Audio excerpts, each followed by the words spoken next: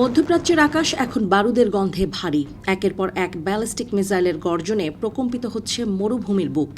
ইরানের সর্বোচ্চ নেতা আয়াতুল্লাহ আলী খামেনির হত্যাকাণ্ডের প্রতিশোধ নিতে শুরু হয়েছে অপারেশন ট্রু প্রমিস 4। এর ২৮তম ঢেউয়ে ঝাঁকে ঝাঁকে ইরানি মিসাইল ধেয়ে গেছে ইসরায়েল এবং মার্কিন ঘাঁটির দিকে। যুদ্ধের দ্বিতীয় সপ্তাহে এসে পরিস্থিতি এখন নিয়ন্ত্রণের বাইরে। গত সপ্তাহে আমেরিকা ও ইসরায়েলের যৌথ অভিযান অপারেশন এপিক ফিউরি চলাকালীন প্রাণ হারান ইরানের সর্বোচ্চ নেতা। সেই শোককে শক্তিতে রূপান্তর করে তেহরান এখন মরিয়া। ইরানের এলিট গার্ডস সাফ জানিয়ে দিয়েছে, খামেনির রক্তের প্রতিটি বিন্দুর হিসাব নেওয়া হবে। এই হামলা শুধুমাত্র পুরো অঞ্চলকে এক মহাপ্রলয়ের দিকে ঠেলে দিচ্ছে এই জেদ। তেহরানের অস্ত্রাগারে থাকা সবচেয়ে ভয়াবহ সব মরণাস্ত্র আজ মোতায়েন করা হয়েছে। খাইবার শেকান, ইমাদ এবং গদর মিসাইলগুলো ইসরায়েলের আকাশ প্রতিরক্ষা ব্যবস্থাকে চ্যালেঞ্জ ছুঁড়ে দিয়েছে।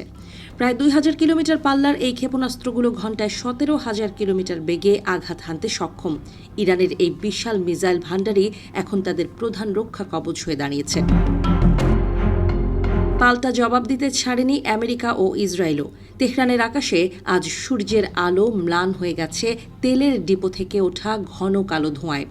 একের পর এক বিমান হামলায় ইরানের জ্বালানি অবকাঠামো গুঁড়িয়ে দেওয়ার চেষ্টা করছে মিত্রশক্তি। যুদ্ধের এই ভয়াবহ আঁচ সরাসরি আঘাত হেনেছে বিশ্ব জ্বালানি বাজারে, যার ফলে বিশ্বজুড়ে তেলের দাম আকাশচুম্বী হওয়ার আশঙ্কা দেখা দিয়েছে। যুদ্ধ এখন কেবল ইরান ইসরায়েলের মধ্যে সীমাবদ্ধ নেই। কাতার, সংযুক্ত আরব আমিরাত, বাহরাইন, এমনকি কুয়েতের আকাশেও সাইরেন বেজে উঠছে।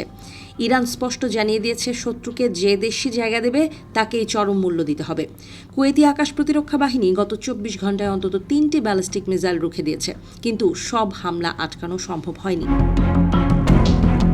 সৌদি আরবের আকাশ সীমায় ইরানের একটি প্রজেক্টাইল আঘাত হানলে অন্তত ২ জনের মৃত্যু হয়েছে। এদের মধ্যে একজন ভারতীয় নাগরিক রয়েছেন বলে জানা গেছে।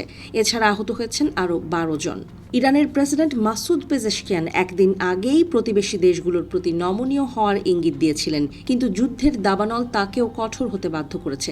তিনি আজ দ্ব্যর্থহীন কণ্ঠে ঘোষণা করেছেন, প্রতিবেশী কোনো দেশ থেকে যদি ইরানের ওপর হামলা চালানো হয় তবে তার জবাব দিতে তেহরান এক মুহূর্তও ভাববে না।